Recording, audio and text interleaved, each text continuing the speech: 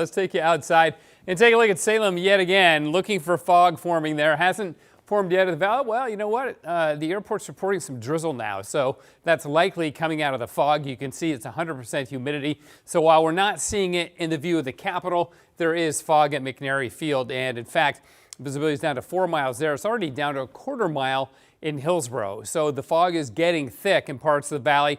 Usual places that are very, very fog prone, like Hillsborough, Corvallis, and Eugene. And Eugene may have a tough time getting out of the fog tomorrow. We will in Portland, but it may hang on in the Southern Valley, and you're likely going to have a gray day down at Autzen Stadium if you're going to the game of the Ducks and USC on Saturday. It won't be rainy, but it'll probably be gray. 55 is our high today, in part because we had a warm night last night. So we started from a higher starting point than we will tomorrow morning when the low temperatures are good 10 degrees lower.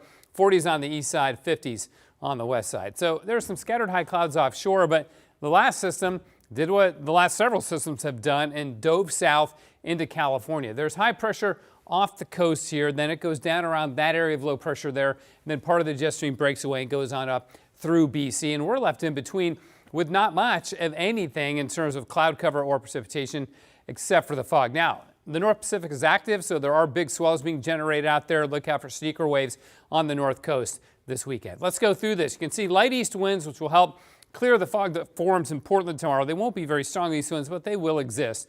Then on Saturday, we're going to begin to get the high clouds coming in over the fog, so it may be tough to get too much sun on Saturday. And there's the rain on Sunday and some mountain snow, perhaps a touch of rain again as we go into Monday night or Tuesday. And then the bigger system comes in Tuesday night and into Wednesday, and that's when we start to get some mountain snow.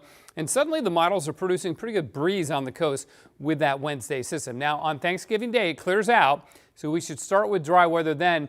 But then over Thanksgiving weekend, things will get interesting. There's going to be a major pattern change that could bring some really significant snow to the Cascades. So here's the forecast through the Sunday-Monday system, about 10 inches or so on Mount Hood. Then not much going on through the middle part of the week, but from Friday morning through next weekend, suddenly we're up over 2 feet throughout the Oregon Cascades, which would be great and go a long way towards getting us open for ski season. Now, this forecast has been going up and down over the last couple days, so don't be surprised if I show you tomorrow and it's a lot lower.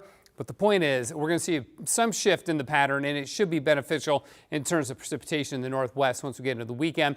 There's the drier weather for Thursday, Thanksgiving Day. Then that system brings the rain and snow, and then watch this system out of the north drop on down. That would bring us some very low snow levels, maybe not valley floor, but low, maybe 1,000 feet if that pattern were to verify just like that. Okay, we are looking at morning fog and then sunshine on the coast and highs in the mid-50s in the valleys. Sunshine after fog and frost, dropping down to about 34.